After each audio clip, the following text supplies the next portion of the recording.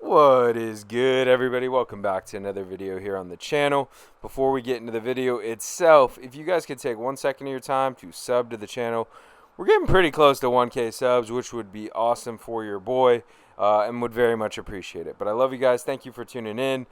Today's video is going to be on Brandin Podziemski of the Golden State Warriors, 19th pick last year, and I'm a Warriors fan, and so we're in kind of win now mode. I'm used to Steve Kerr, and Steve Kerr does not really play rookies very many minutes. And Brandin Podziemski changed all of that last year. And he's our little Swiss Army knife. And so this video is going to be all about him and the different types of things that he does.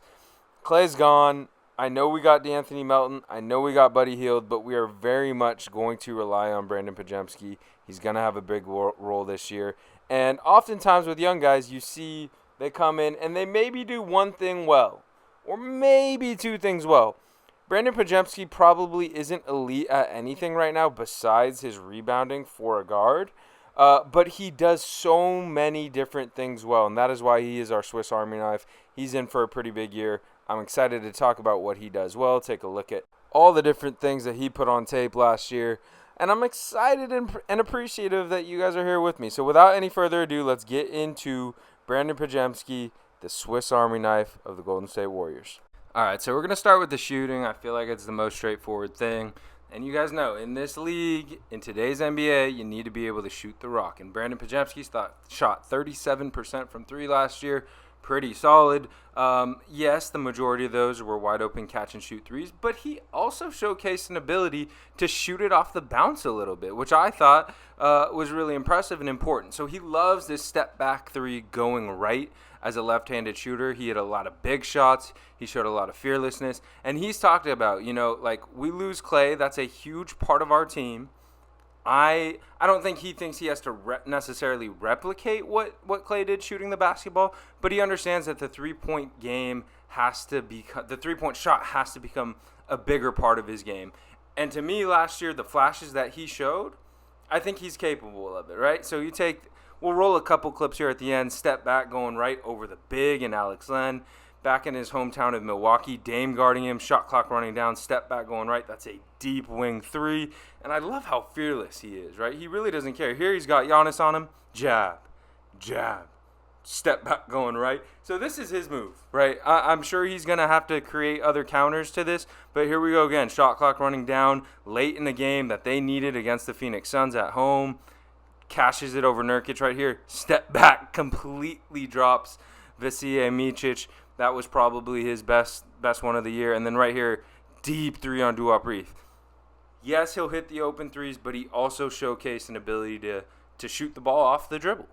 All right, so that's the shooting. Pretty straightforward stuff. Let's get into the finishing, which really completes the offensive scoring package. Pods graded out as a really good finisher, as a rookie guard, right? 71% at the rim, 87th percentile in the league. That includes bigs, right? 87th percentile in Basketball Index's rim shot making trait. He also was in the 92nd percentile in contact finish rate. And really any finishing metric that you can find, Pod's graded out pretty damn well in. And to me, what's most impressive about that is he's not the biggest, he's not the fastest, he's not the most athletic. And so you may ask, okay, how does he do it? Well, one, it's just it's a requirement. He has really good touch, really, really good touch at the rim. Two, he has great footwork. So a lot of times with athletic guys, they rely on the athleticism. They put their head down, and it's very, very predictable. But Pods is great at creating angles for his layups with footwork. And then three, he's pretty functionally strong for his size. So he can take bumps and find creative angles off of bumps to make layups and shots at the rim. But let's take a look at a couple more of these in greater detail so we can really break this down. All right, so he's going to get matched up with a slow-footed 7-footer in Jusuf Nurkic on the perimeter, and he's going to eventually blow by him. Now, at the NBA level, very rarely do you beat one guy and just have a free layup, right? There's generally a guy rotating over at the rim, generally someone big and athletic who's going to swat your stuff, who's timing your stuff. Look at that finish by Pods. Chimezie Metu, yeah, he's not a traditional center. That's still a big dude who can jump out of the gym, and Pods with the offhand is floating that over the top to the point where he can't even touch it. That is crazy touch. All right, another example. He's playing the Washington Wizards. Patrick Baldwin matched up with him. Patrick Baldwin's like a good 6'9", 6'10", does a pretty good job staying in front. And look at that little lefty hook shot. Like, that has no business going in. You would think, okay, that's luck. But it's not. Pods just has elite touch. And so we'll get to it in a little bit. Pods does a really good job of generally creating angles. But there's times like this where it's just like, all right, it's just going to be a tough shot that requires elite touch. Pods can break that out as well. Such a tough finish. Let's keep it rolling. This time matched up with one of the better on-ball defenders in the league, Jalen Suggs. One of my favorites. Behind the back, gets to his running hook. Are you kidding me?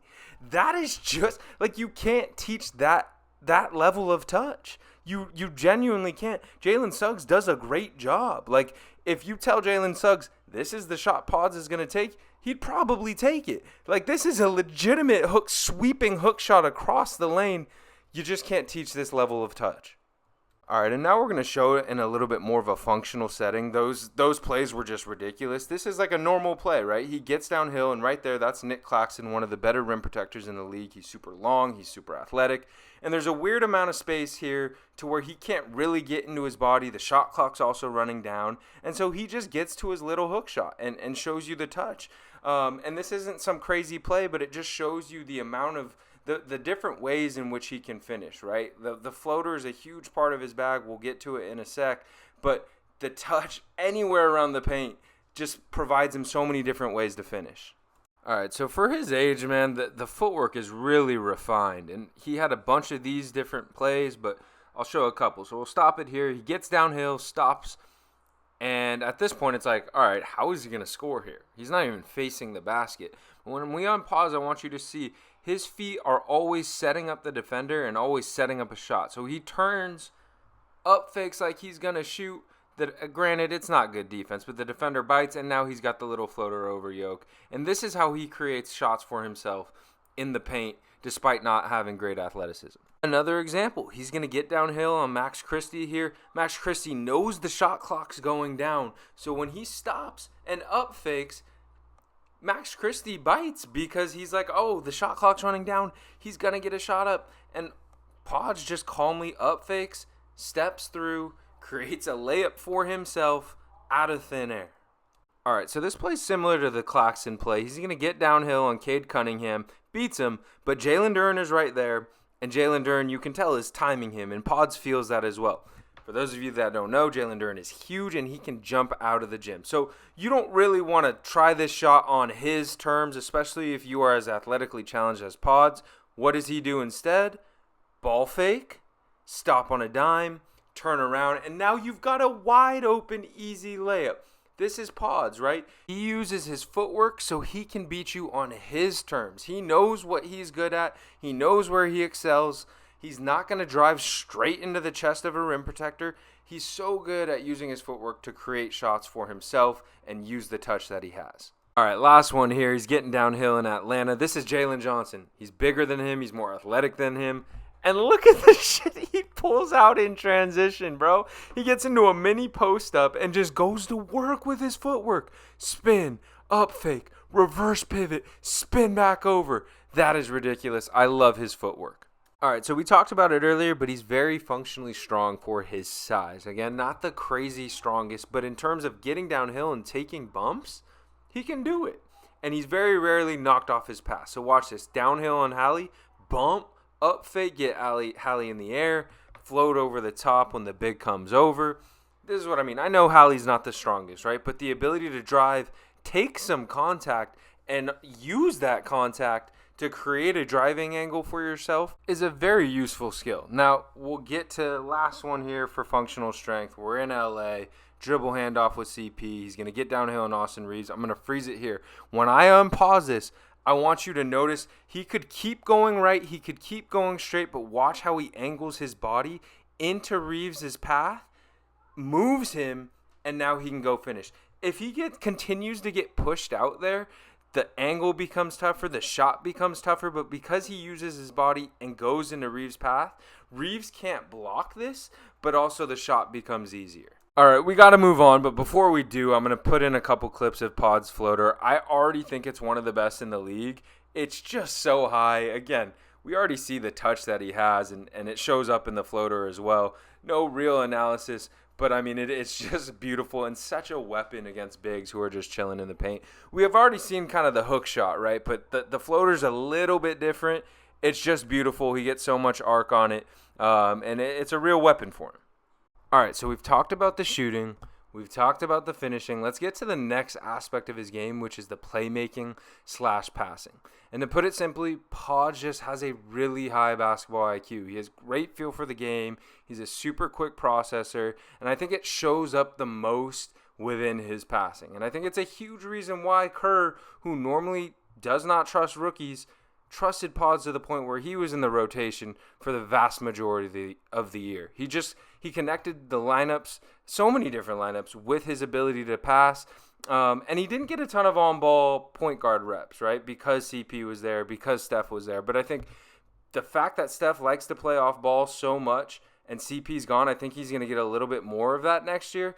But this past year, it was more pushing in transition, getting the rebound, and making plays for his teammates. And then, like right here, being a secondary creator off of secondary actions and making the right read. They're not always the sexiest passes, but Pods just gets the ball to where it needs to be, makes the right read most of the times, and is a really high-level passer for someone his age. So let's get into these clips with a little bit more detail. All right, so here's an example of the secondary creation stuff. CP's going to pass it to Pods. Pods is going to get downhill. We're going to freeze it here. That's Taylor Hendricks as the low man. That's who we need to worry about. The first thing I want you guys to notice is it's hard to tell, but Pods uses his eyes to not give anything away and force Taylor Hendricks a little bit out to the left so he doesn't know Trace is cutting in. You'll notice when we unfreeze it, see that little stab. The second thing I want you to notice is it's one thing to get it to Trace Jackson Davis there, and Trace does have good hands, but it's another thing to get it to him in a spot where he can catch with rhythm and momentum and go up cleanly, and Pods just does a great job of finding him here. Another similar play. He's going to get downhill, and GP's going to sneak in behind. If Pods stares him down, Tim Hardaway might see it, Maxi Kleber might see it, hell, Kyrie might see it. But because he uses his eyes to look out towards Moses Moody, out to Trace, GP's able to sneak in behind, and he finds him. Great manipulation, great processing ability. Another one, I want you guys to watch Naz Reid. I know it looks like Pods is looking at GP, but there's a reason why Naz Reid, who's a smart NBA player, doesn't fall back and get into that passing lane. And it is purely because Pods looks away. Again, it's tough because we only see the back of his head. But that is manipulation of Naz Reid right there. And then we'll show a little bit of the transition stuff. He's going to get the board, push, and we'll freeze it here. This may look easy. It may look like there's a big window, but there's just not. Like, that window right there is so tight. Matisse Thybulle is super, super long, one of the better defenders. And so to be able to thread the needle to the point where Matisse, he just knows, he doesn't even reach. Like, I can't get it. But to the point where Trace, who's not that much further ahead of him, can catch it perfectly in stride. I mean, that is just an absolute dime. On the run, I might add. Like, that's a full sprint. So this one's kind of in semi-transition. It's not a full transition opportunity. I'm going to freeze it here. This is when Pods decides to make this pass. Look at Steph Curry in the bottom, guarded by Brandon Miller. Steph Curry is not open at this point in time. But this is where we talk about the processing, seeing things before they happen. Again, it's one thing to see, okay, Steph's going to be open. It's another thing to put it in the absolute perfect spot where, okay, Steph has a step on him. I'm going to put it in a spot where Steph can catch, but B. Millie can't get to it. Absolute dime. Great processing from Pods. Then I'm going to end with this. So Pods, I talked about it at the very start. Pods is an elite rebounder. He just always crashes, especially on the offensive glass. And he had a bunch of these where he just made stuff happen by crashing the glass and then immediately finding whoever it was that was open. Look at that tip out. Like, that is a controlled tip, knowing where his teammates are. I'm not going to – this video is already super long, so I'm not going to just put a million highlights of him in here rebounding. But I wanted to throw a couple of just like he goes in, crashes hard, finds the rebound, and immediately finds an open teammate. All right, so the last aspect of his game that we got to talk about is Pod's ability to draw charges, because he is simply ridiculous at it. And I lied earlier. I think I said something along the lines of the one thing he does right now at an elite level is rebound for a guard. That was just not true. He is absolutely an elite charge taker in this league. Took 38 charges last year. Second place was Jalen Brunson with 35. also elite. Third place was Mo Wagner with 24. He took 14 more charges than the third place dude in the league as a rookie guard. That is just unbelievable. And what I love the most about it is that taking charges is so Pods because it's two things, right? It's one, fearlessness, because a lot of times he's taking these straight in on the chest from dudes way bigger than him, stronger than him, and he knows it's going to hurt, and he stands in there and takes it anyways. The other thing is it just goes back to the IQ, because you have to process things super quickly, because if you're even a half second late on some of these, it's going to be a block. If your positioning's even slightly off, it's going to be a block. And so you have to see things before they happen and develop. And again, it goes back to Pods just knows, I'm going to beat you on my terms. I'm not the biggest guy. I'm not the fastest guy. I'm not the most athletic guy. I'm not going to come block shots at the rim. But a charge is just as good as a block shot, and Pods is as good as anyone at taking them. All right, so let's get into some of these. On this one, I want you to notice how quickly Pods realizes that Book is going to turn the corner. And once he sees, oh shit, Book's going to turn the corner, he gets into position, takes it straight in the chest. We're going the other way. And there are so many of these where Pods just draws charges on elite offensive players where he knows, yeah, I probably can't guard you one-on-one, but what I can do is draw a charge. And look, part of drawing charges is making contact seem like it's more than it is. Pods is elite at that. In this clip here, matched up with Kawhi late in the fourth, they need a stop. He's probably not able to guard him one-on-one, but what he does is draw contact, make it seem like it's more than it is, and we're going the other way. That's as good as clamping him. Now we've got Joel Embiid. I don't know how he gets matched up on Joel Embiid, but he knows I'm not able to guard you, big fella. I'm just not. So what am I going to do? I'm going to act like I'm going to take your bump, and then the first bump I get, I'm going to fall over. We're going the other way. That's Devin Booker. That's Kawhi Leonard. That's Joel Embiid. Let's keep it rolling. All right, this time Nikola Jokic, the MVP, can get some too. So we're going to freeze it right about here. Nikola's getting downhill on Trace. Pods knows this is probably a bucket. A lot of guards would just stand where he is and swipe. They just swipe, try and get a hand on the ball. Pods gets into the picture, in position. We're going the other way. And I love how, it's funny to say it, but how versatile he is as a charge taker. It's not just in transition. It's not just against guards. It's not just against bigs. It's everyone in any situation. He's always thinking about how he can get his team a possession. All right, let's add another all-star to the collection. This time it's Anthony Davis. We're going to freeze it here. This is about when Pods realizes, and this is how early you need to see, right? This is about when Pods realizes, all right, AD's rolling. He's getting right to the cup. He slides over. Two things. One, if he doesn't slide over right then, he's going to be too late. AD's probably going to get an and one, or he's just going to punch it on his head. Two, AD is a big-ass man, and so you got to be fearless to be able to slide over, come here, take the bump straight on. We're going the other way. Anthony Davis, thank you very much. All right, this next one is actually psychotic. So game on the line in Portland, Shaedon Sharpe, full speed downhill, and right here, I don't even blame Shaedon Sharpe. It looks like Pods is out of position. He's on the side. No way he's going to get squared up, right?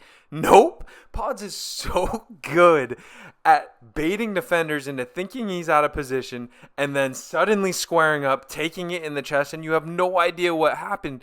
This is like full-on game on the line, and Pods takes this. That is as good as a game-winning shot. Warriors win. Pods takes the charge.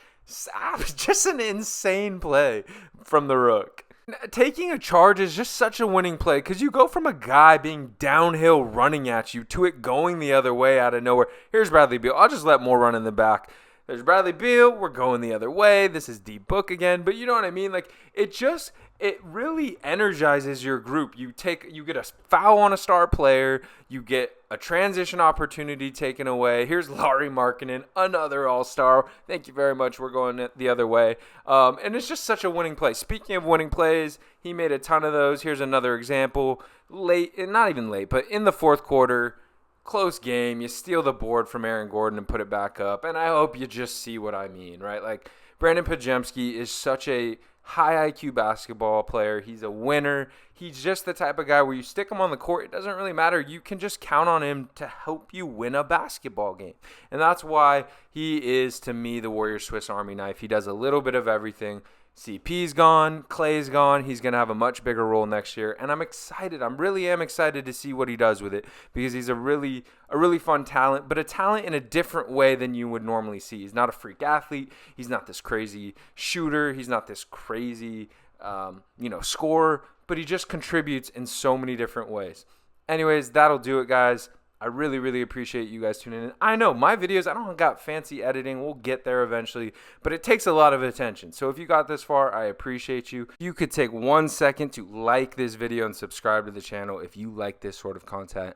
Very much helps us grow, and I would very much appreciate it. I love you guys. I'll see you next video.